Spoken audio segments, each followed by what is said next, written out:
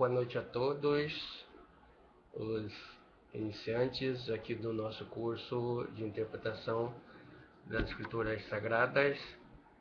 Hoje nós vamos aqui estar estudando conjuntamente. Hoje é dia 3/3/2013.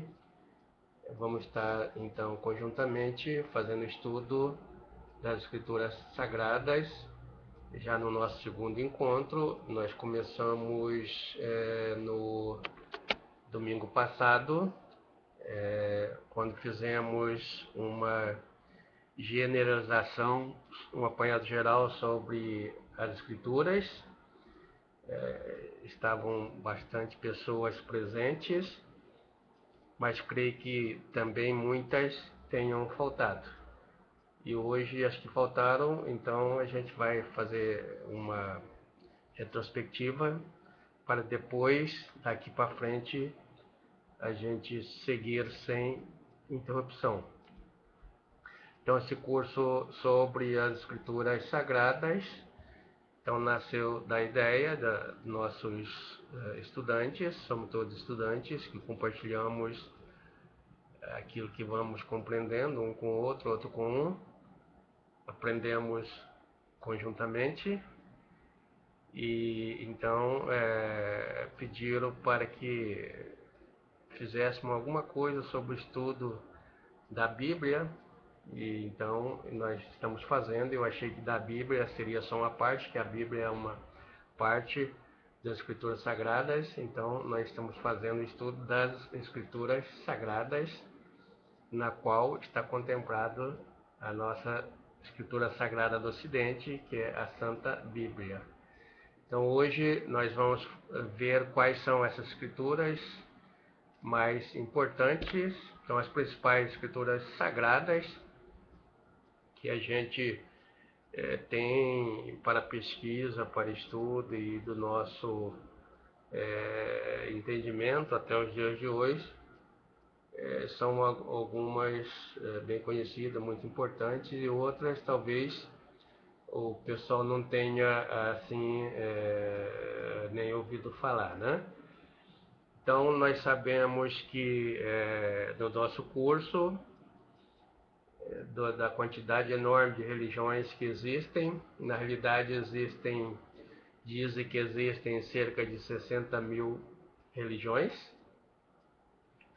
E estas muitas religiões, todas elas se embasam em textos sagrados das Escrituras, sejam textos orais ou sejam textos escritos. E entre estes, né, estão os mais conhecidos que nós temos, então as diversas Bíblias cristãs.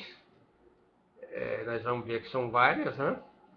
E também o Alcorão islâmico, o Torá judaico, também temos o livro de Mórmon e muitas outras que neste curso nós estamos ajuntando aqui para efeito de estudo, para objeto de nossas pesquisas.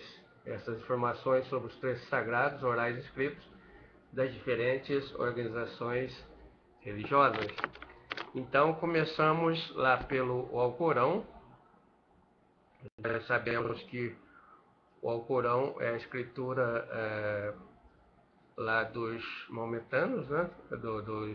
dos árabes, dos muçulmanos, mas também junto com o Alcorão, conforme nós dissemos, então vamos estar falando um pouquinho cada um deles, da Bíblia, vamos falar também do Sunnah ou Hadith, que é a escritura da judaica, vamos falar do Torá, que também é judaica, das Tripitakas, também de lá, vamos falar do Veda. A Tripitakas é atribuída ao pessoal indiano, né? Vamos estar falando dos Vedas, do Bhagavad Gita, do livro de Mórmon, vamos falar dos livros apócrifos nesse curso, também vamos falar dos livros canônicos, vamos falar das Ramayanas, do Mahabharata e da Sofia, que é a Bíblia, a Escritura Sagrada dos Gnósticos.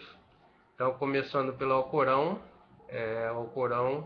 O Corão também pode-se dizer assim, é um registro das palavras exatas reveladas por Deus por intermédio do anjo Gabriel ao profeta Maomé.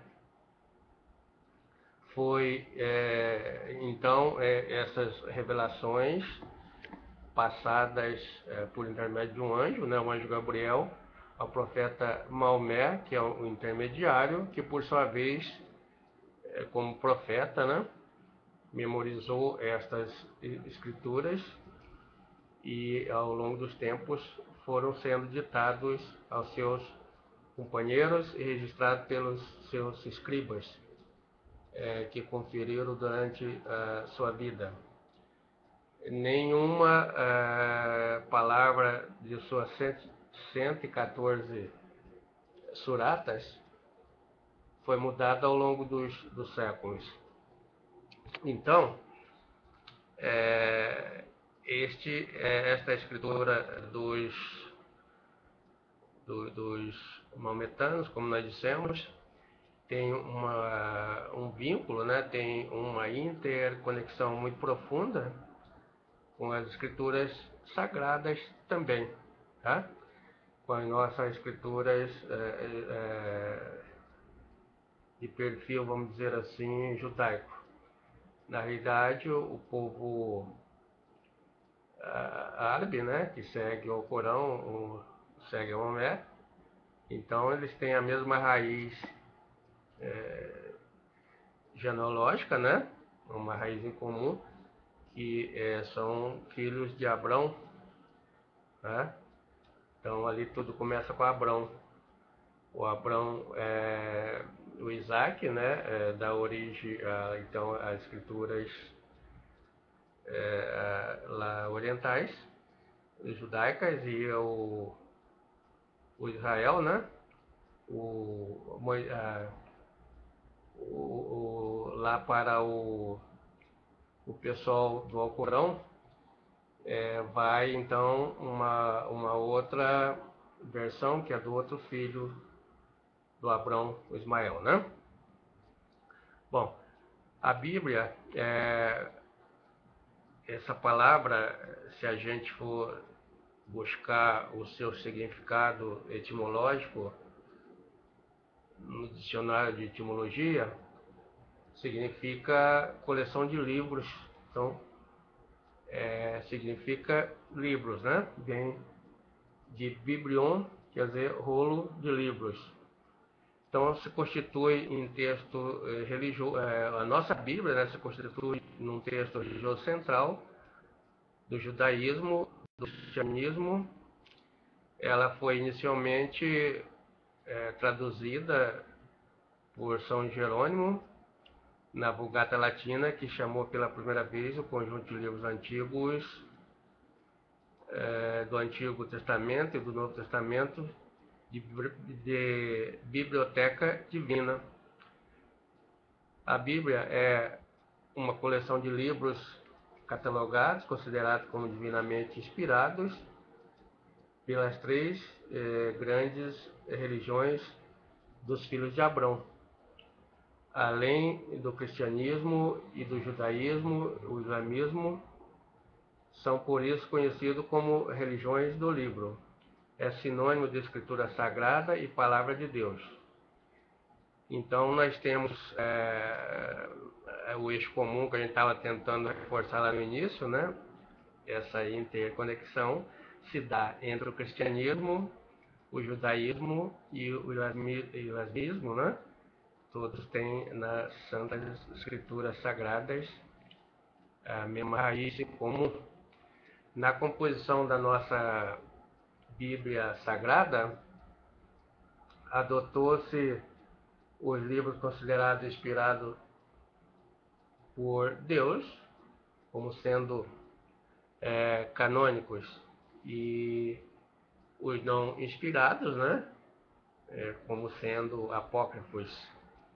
Então, isso é feito pelo sistema religioso dominante, vigente na época, que tem a capacidade de dizer, não, este livro recebe inspiração divina, então ele é canônico, esse não recebe, não tem crédito porque não tem inspiração divina. Então aí está a interpretação do homem, né? Isso daí a gente vai notar o efeito disso daí no decorrer da história, em que muitas religiões têm livros canônicos que são apócrifos de outras religiões e vice-versa. Então, o conteúdo da Bíblia Sagrada não se apresenta uniforme em todas as religiões. As igrejas cristãs, protestantes e outros grupos religiosos, além do protestantismo, possuem no canônico do texto sagrado de sua Bíblia somente 66 livros, 39 livros no Antigo Testamento e 27 livros no Novo Testamento. A Igreja Católica inclui 7 livros, os 2 textos adicionais ao Antigo Testamento, como parte do seu canônico bíblico. São eles Tobias, Judite, né? Sabedoria, Eclesiástico, o Sirácides, Baruque, Macabeu, primeiro Macabeu, segundo Macabeu, e alguns trechos do livro de Estés e do livro de Daniel. Estes textos são chamados deuteronômicos, ou de segundo cânon, pela Igreja Católica. As igrejas cristãs ortodoxas e as outras igrejas orientais incluem, além de todos esses citados, outros 2 livros de Esdras, 2 de Macabeus, a oração de Manassés e alguns capítulos adicionais ao final do livro de Salmos. Nas Bíblias da Igreja de Tradição e a extração cultural grega, cóptica, eslava, bizantina e 5 na Bíblia da Igreja de Tradição siríaca. As igrejas cristãs protestantes, entre outros grupos considerados todos esses textos como os apócrifos, ou seja, textos que carecem de inspiração divina, como nós falamos lá no início da nossa fala.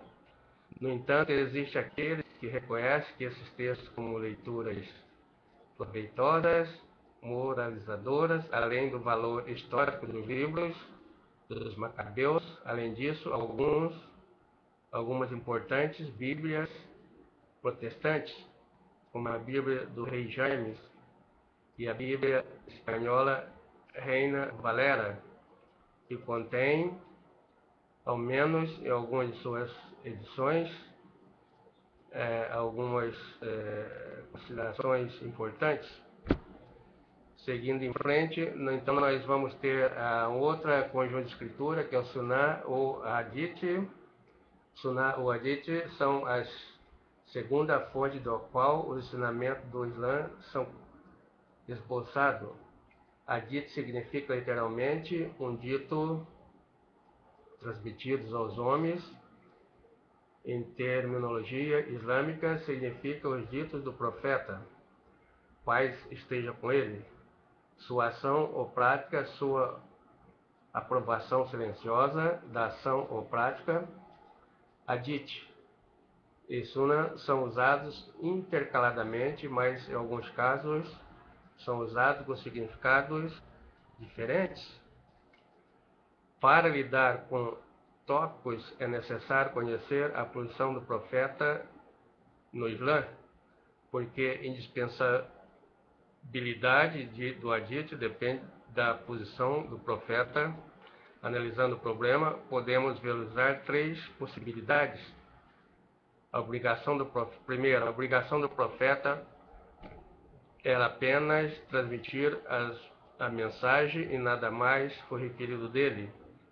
Segundo, ele tinha que não apenas transmitir mensagem, mas também agir de acordo com ela, explicá-la, mas tudo era para um período especificado e depois de sua morte o Corão o torna suficiente para a humanidade? 3. Ele não tinha nenhuma dúvida para transmitir a mensagem divina, mas era também sua obrigação agir de acordo com ela e explicá-la para as pessoas. Suas ações e explicações são origem de ensinamentos para sempre. Seus ditos, ações e explicações são origem de luz para todos os muçulmanos em todas as épocas. O Hadith é tão importante que, sem ele, o livro sagrado e o Islã não podem completamente serem compreendidos ou aplicados na vida prática do fiel. O Torá, então, um outro conjunto de escrituras. Torá do hebraico significa instrução, apontamento, lei. É o nome dado aos 5 primeiros livros Tanaka, também chamado de as Micas, ou o Mishneh, Torá, as 5 partes da Torá, e que constitui o texto central do judaísmo. Contém os relatos sobre a criação do mundo, a origem da humanidade, o pacto de Deus com Abrão e seus filhos, a liberação dos filhos de Israel do Egito, sua peregrinação, 40 anos, até a terra prometida. Inclui também os mandamentos e leis que teriam sido dadas a Moisés para que integrasse o ensinamento ao povo de Israel. Chamado também de Lei de Moisés, Torá de Moisés, hoje a maior parte dos estudiosos são unânimes em concordar que Moisés não é o autor do texto que possuímos, mas sim que se trata de uma compilação posterior. Por vezes o termo Torá é usado dentro do judaísmo rabínico para designar todo o escopo da tradição judaica, incluindo a Torá escrita, a Torá oral, via Talmud e os ensinamentos rabínicos. O cristianismo, baseado na tradução grega Septuaginta, né? Também conhece o Torá como Pentateuco, que constitui os 5 primeiros livros da Bíblia cristã. Divisão do Torá: as 5 partes que constituem o Torá são nomeadas de acordo com as primeiras palavras de seu texto e assim são chamadas. Bereshit, no princípio, conhecido pelo público não judeu como Gênesis. Shemot, os nomes, o Êxodo. Vaikra e chamou o Levítico. Vai Midbar, no ermo, o número. Devarim, palavra, o Deuteronômio. Geralmente suas cópias feitas à mão, em rolo, e dentro de certas regras de composição usadas para fins litúrgicos, são conhecidas como Sefer Torah, enquanto suas versões impressas em livros são conhecidas como Shumax. Então, isto é sobre o Torá, muito bem, muito estudada nos dias de hoje, por muitos estudantes no mundo todo, principalmente o pessoal que faz curso de hebraico, né? O pessoal que interessa por as escrituras antigas. E aí nós vamos para a outra Tripitakas, que é aquelas escrituras indianas que falamos lá no início, né? Os textos começaram a ser escritos da Tripitakas, né? Na Índia, 2 séculos após a morte de Buda, 486 a.C., quando os discípulos resolveram transcrever o discurso do mestre. Porém, sistematização do ensinamento se deu somente com a expansão da doutrina para o Sudeste Asiático, o chamado budismo Theravada, né? No Extremo Oriente, o budismo simonês, e no Nepal, o budismo tibetano. Cada corrente tem uma versão própria do Tripitaka, mas em toda a obra divide-se em 3 partes: a Sutra Pitaka, o discurso de Budas; a Vinaya Pitaka, com normas para os monges; a Abhidharma Pitaka, com tese de estudiosos budistas. Vedas, então, outro conjunto de escrituras da literatura em sânscrito. Literatura sânscrita pode ser classificada e conduzida sob 6 encabeçamentos e 4 formas seculares. As 6 formas ortodoxas de divisão são autorizadas pelas escrituras dos hindus. As 4 seculares divisões incorporam o desenvolvimento tardio na literatura clássica, na literatura sânscrita, a saber, as 6 escrituras são Smriti, Smriti, Ityasa, Puranas, Agamas, Darsanas. Os 4 escritos seculares são Sumazitas, Kaya, Natakas e Alankaras. Então, Vedas, o conhecimento que foi revelado, né? Os Shrutis são chamados Vedas ou Amaya. Os hindus receberam suas religiões através das revelações dos Vedas. Estas eram revelações institucionais, diretas, e eram seguras para serem consideradas apauleia, ou inteiramente supra-humano, sem nenhum autor em particular. Os Vedas são orgulhosamente a gloriosa hindu de todo mundo sábio. O termo Veda vem da raiz sânscrita vid, conhecer. A palavra Veda significa conhecimento. Então, nós temos a palavra conhecimento em latim, gnose, né? Vem lá do grego, gnose, latim. Aliás, no grego, no latim, ciência, né? Significa conhecimento, de ciência. E nos Vedas, né? A palavra Veda também é gnose, significa conhecimento. Quando ela aplica a escritura, ela significa livros de conhecimento. Os Vedas são o fundamento das escrituras dos hindus e a origem de outros 5 grupos de escrituras, a razão até mesmo secular do materialismo. O Veda é o depósito de conhecimento indiano, a glória memorável do qual o homem jamais poderá esquecer até a eternidade. Os Vedas são as verdades eternas reveladas por Deus para o antigo e grande sábio Rishi da Índia. A palavra Rishi significa vidente ou profeta, derivado das palavras sânscritas Dris, ver. Ele é o mantra Dashta, vidente de mantra ou do pensamento. O pensamento não de um sábio particular. Os Rishis viram a verdade, ouviram-na, portanto, os Vedas são o que foi ouvido. O Rishi não o escreveu. Ele não os criou fora de si. Ele é um vidente a partir daquilo que viu como já existente. Ele somente fez a descoberta espiritual por intermédio da mediação. Ele não é o inventor dos Vedas. Então, muito importante sobre os Vedas. Os Vedas são as verdades eternas reveladas por Deus aos antigos grandes sábios Rishis da Índia. Como nós já dissemos, a glória dos Vedas, os Vedas representam experiências espirituais dos Rishis.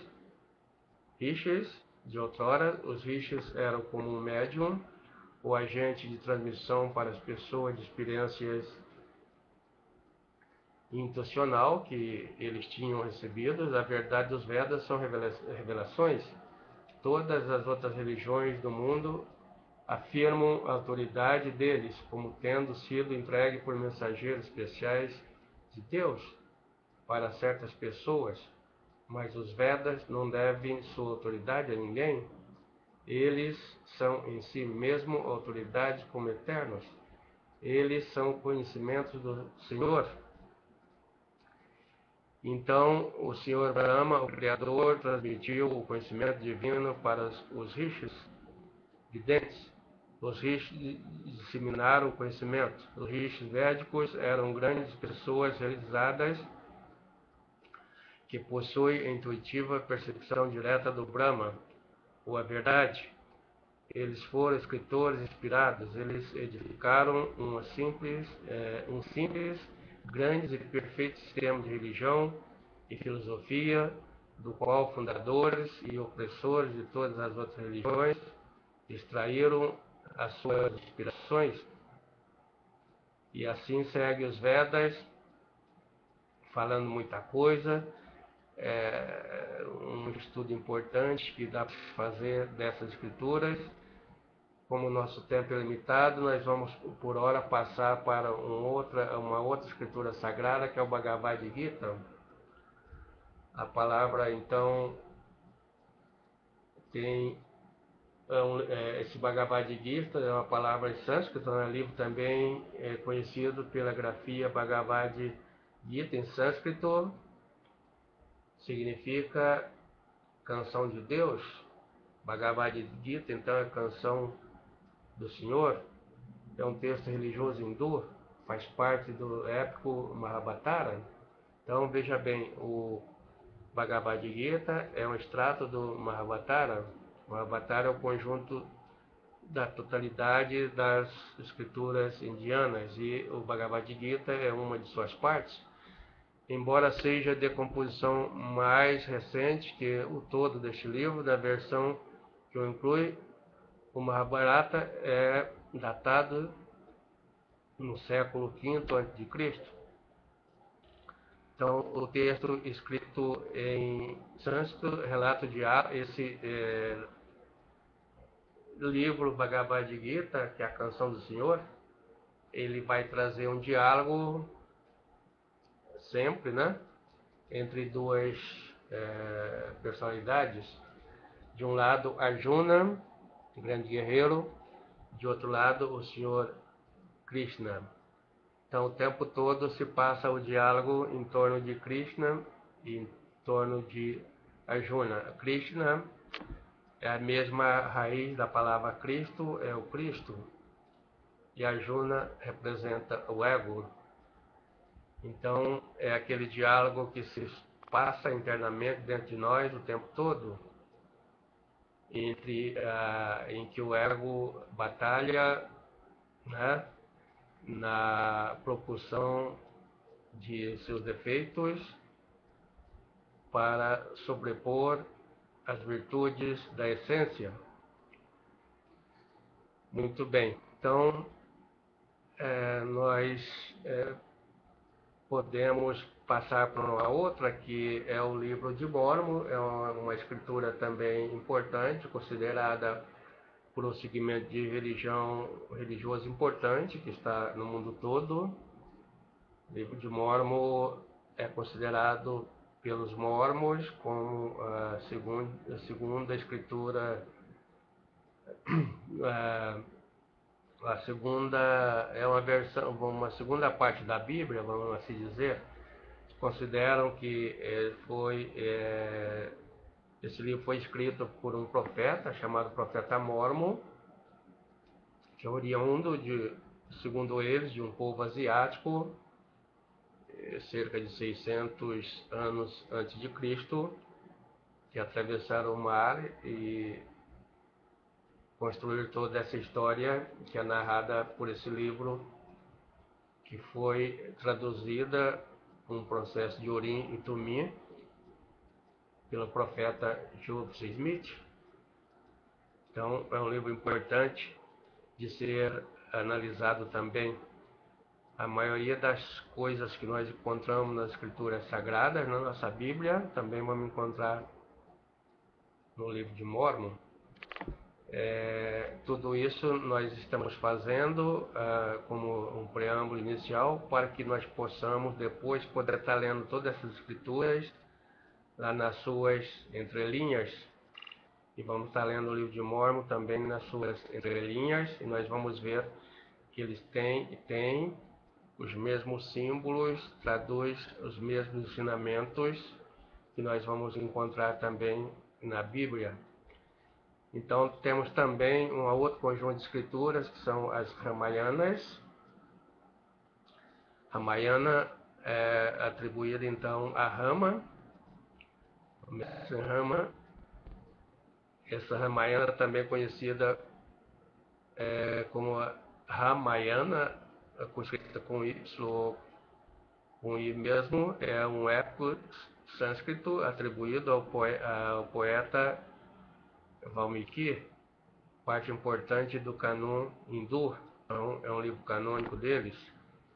O nome Ramayana é composto Tato Puruka de Rama e Ayana, indo, avançando, cuja a tradução é a viagem de Rama. Então, indo, avançando, quer dizer, Ramayana, a viagem de Rama. E o Mahabharata, então, que é um conjunto totalizante das escrituras hindus, conhecido também com vários outros nomes, quase da mesma raiz, é um dos dois maiores épicos da Índia, juntamente com a Ramayana. Sua autoria atribuída a Krishna. O texto é monumental, com mais de 74 mil versos em sânscrito e mais de 1,8 milhões de palavras. Se avança, for incluído como sendo anexo, a parte da obra chega ao total de 90 mil versos,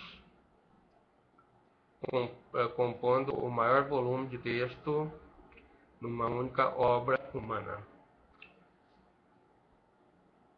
Então, esses são as principais escrituras sagradas. Por que nós estamos mencionando-as aqui? Do ponto de vista conceitual, não teria nenhum valor. É uma leitura até chata, conforme vocês estão sentindo.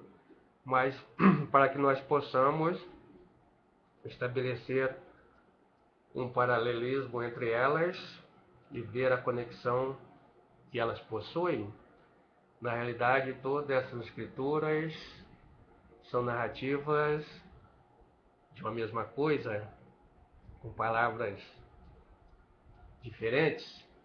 Então, se nós fizermos como faz o pessoal das faculdades de teologia, estudo comparado dessas escrituras, e se tivermos o interesse de chegarmos à verdade, nós vamos perceber que elas são interdependentes, elas são complementares, uma complementa a outra. Se nós formos tratar isoladamente cada uma delas, como as 60 mil religiões e seus religiosos tratam, então nós estaremos fazendo uma leitura dessas escrituras no paradigma mecanicista. Nós estaremos vendo a verdade de cada uma delas pela parte, sem uma conexão com o todo.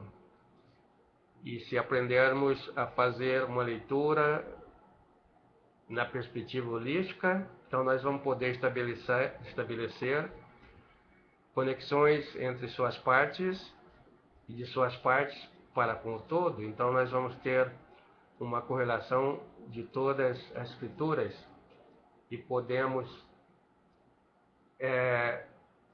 fazer uma leitura especial desse estudo comparado das diversas escrituras. Podemos compreender que elas possuem muitas coisas em comum.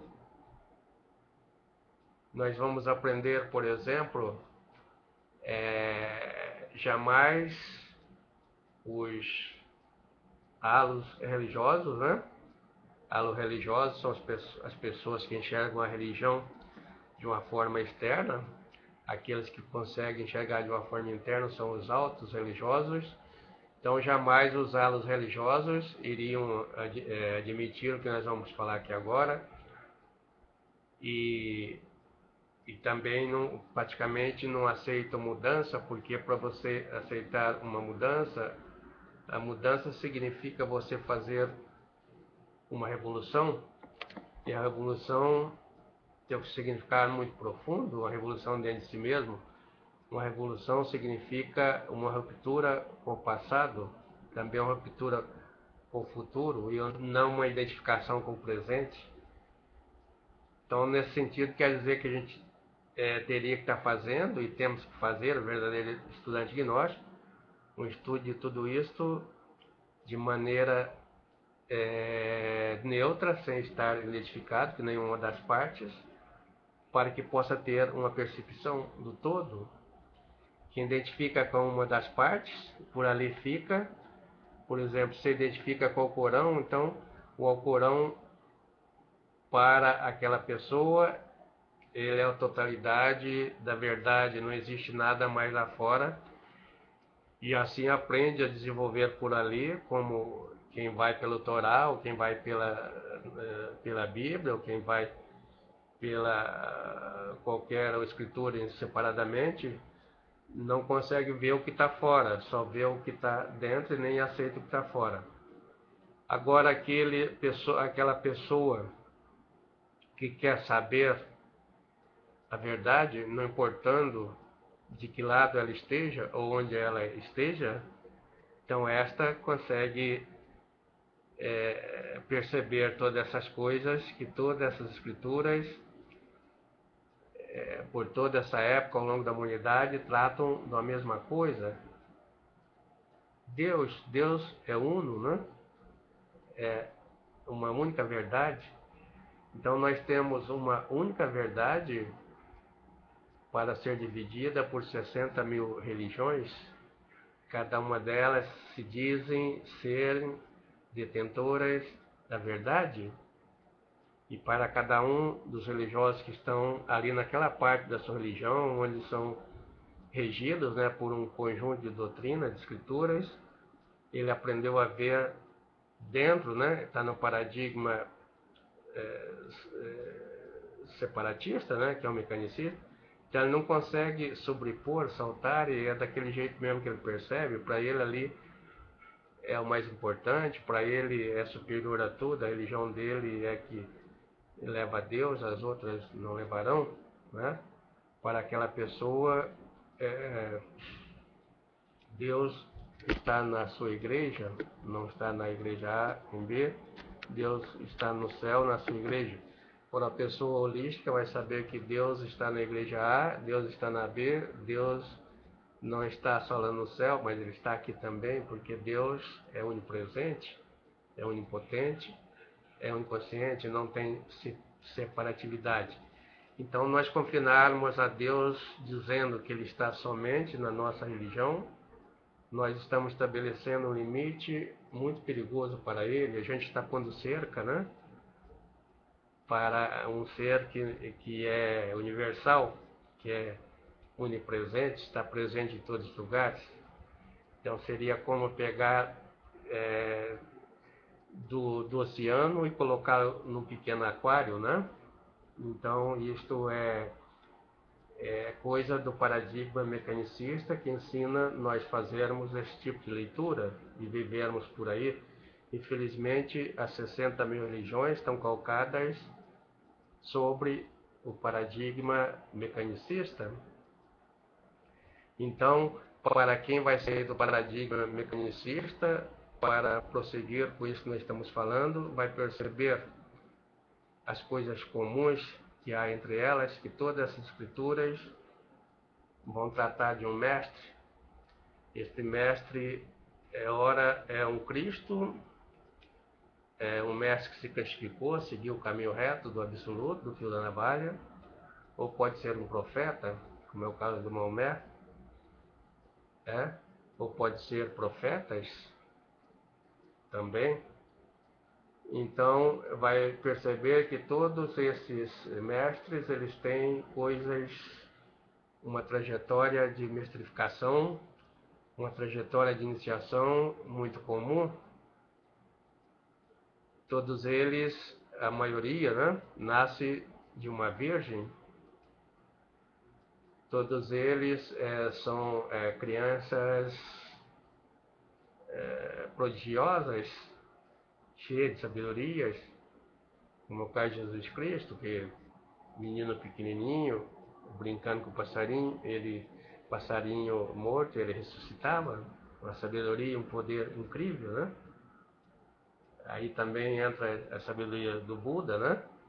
Do Krishna e de todos eles, são praticamente a mesma coisa.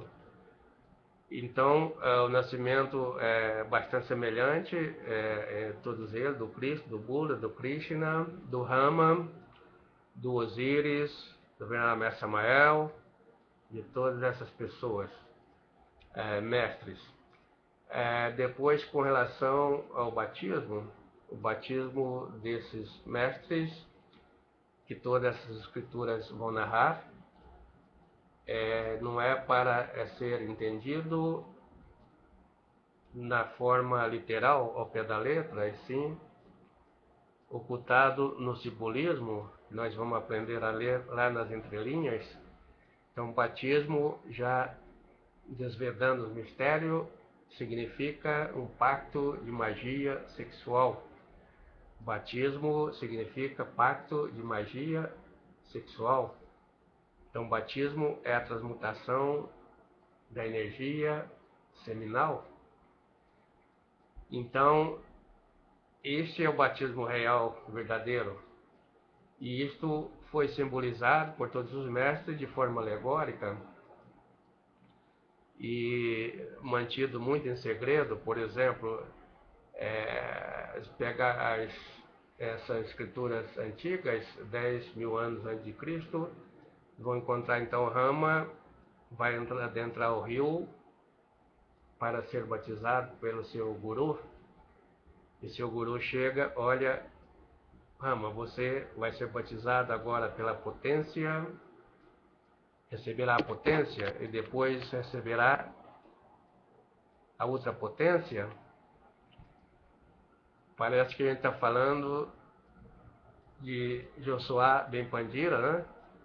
Que chegou, adentrou o Rio Jordão e aparece para ele então João Batista, que é o iniciador da era de Aquário, iniciador da era de Peixe.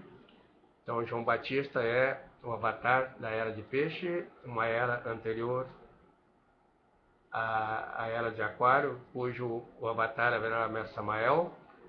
Então João diz para ele: mestre, eu é que careço de ser batizado por ti? Jesus: não, você tem que cumprir as escrituras. Ele: sim, bem, mestre, então eu te batizo com água, eis aí a potência, e depois tu será batizado com fogo, que é outra potência, porque o fogo sai da água, né? E isso a gente vê no nosso curso de gnose, na transmutação e na prática, quem faz esse exercício. Então isso está para Jesus, está para o Rama, está para todos os mestres, todos batizados dessa forma. Então, se fazer um estudo comparado das escrituras, vão encontrar essa mesma coisa. A outra coisa, essas escrituras vão tratar de Deus. Então, Deus é o nome que foi dado pelo homem, naturalmente. Deus, o ser onipotente, onisciente, oniconsciente, não possui nome. As pessoas que diz o provérbio árabe que tentam definir Deus, como a maioria dos pastores, os vigários, os papas, os bispos e todo o segmento religioso, são pessoas que nunca viram Deus, então querem definir, querem apresentá-lo. Quem já viu Deus e já contactou com Ele, jamais ousa defini-lo, porque sabe que Deus é indefinível, é incognoscível, é até incompreensível. as pessoas que chegaram mais próximas dele foram Moisés, então, e o Paulo. Paulo diz: Deus é um fogo abrasador. Moisés diz: é a sarça ardente, né? É energia. E Deus, então, que vem para Moisés, ele não chega e diz para Moisés: ó, eu sou João, eu me chamo João, chamo Joaquim, eu existo, né? Não, Deus não existe, então ele não podia dizer que tinha um nome. Deus não tem nome, o homem é que pôs o nome Deus. E o homem, por ser machista, o machismo imperou aí já dessa época. Ele não colocou, por exemplo, Deia, que é o feminino, né? E não tem em religião nenhuma o feminino de Deus, a não ser Eloá, que é o feminino de Elohim, mas já são por hierarquias do cosmos. Então, esse nome Deus tem 4 letras, e essas 4 letras, em qualquer idioma, o nome desse ser onipotente vai ter 4 nomes atribuídos pelo homem. Ele diz para Moisés, eu chamo Joaquim, chamo João, não, ele diz: eu sou. Foi a máxima definição que ele deu sobre ele mesmo. As definições derivadas daí cabem ao exercício humano, até talvez pela necessidade de obter uma compreensão mais palpável. Então, tudo isso vai surgindo dessa interpretação. Então, esse Deus, diferentes escrituras, é a Trindade. Essa Trindade na nossa escritura orientais, as Sagradas Escrituras, é o Pai, o Filho e o Espírito Santo. Na Índia é o Brahma, né? Vishnu e Shivas. Lá no Egito, nas outras escrituras, é o Osíris, né? Horus e Ísis. Então, para cada escritura que se vai, o nome é diferente. Se a gente for para o Shilambalam, que é as escrituras dos misteriosos maias, vamos encontrar nomes diferentes, mas para a mesma Trindade. Então, a outra coisa que também vai ter o paralelismo é com relação ao sacramento. O sacramento do batismo, então, a gente já viu que é comum para todas.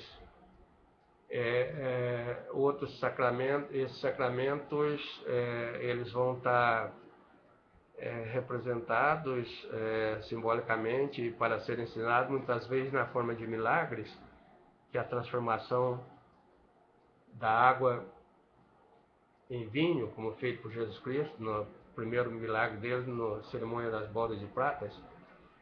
E para irmos finalizando, a gente pode dizer também que eles representam as mesmas coisas com nomes diferentes para o universo psicológico que está dentro de cada um de nós. Lá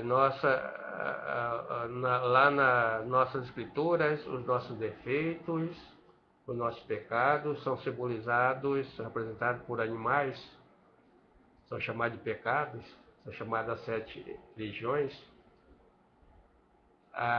Na psicologia revolucionária, o Dr. Freud deu o nome disso de ego, o conjunto desses eus.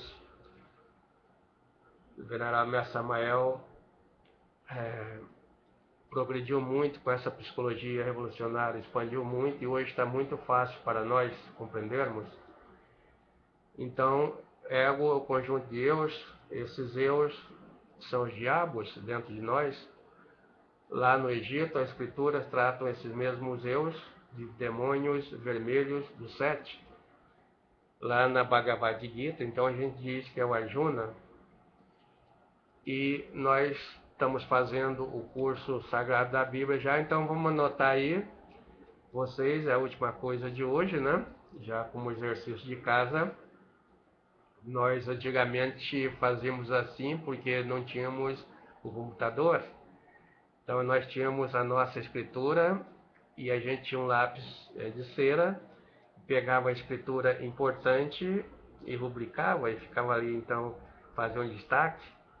Então, vocês vão destacar hoje, né, já, para esse estudo, depois a gente vai completar essas escrituras importantes que estão já nas entrelinhas.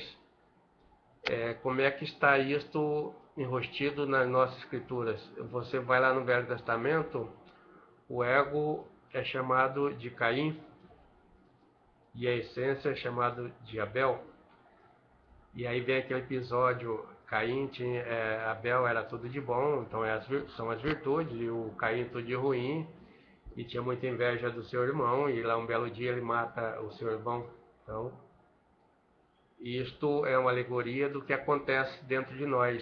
Se nós não eliminarmos o nosso ego, ele acaba fagocitando toda a nossa essência, todo o Abel, né? Então Caim mata Abel. Quando Caim mata Abel, significa que nós já não temos mais nenhum percentual de essência livre, já é 100% de ego. Então, o Caim matou Abel, ele sobreviveu, o ego sobreviveu, mas a essência morreu dentro de nós. Por outro lado, você vai a outra escritura, o Davi bem pequenininho, com uma flechada certeira, ele acerta então o gigante filisteu e o mata, né? Então o que nós temos bem pequenininho, o Davi dentro de nós, é a essência, olha o simbolismo aí, se bem trabalhada com as técnicas de morte mágica que nós temos, os 3 fatores de evolução da consciência, esses 3% consegue matar o gigante, que é 97% dentro de nós de ego. Então, esse ego é o gigante filisteu, simbolizado, e a essência é o Davi. Então, é importante estudarmos essas coisas para fazermos essa interpretação. Espero que todos possam estarem fazendo essa interpretação por si próprio de todas as escrituras sagradas que existem. Muito obrigado a todos.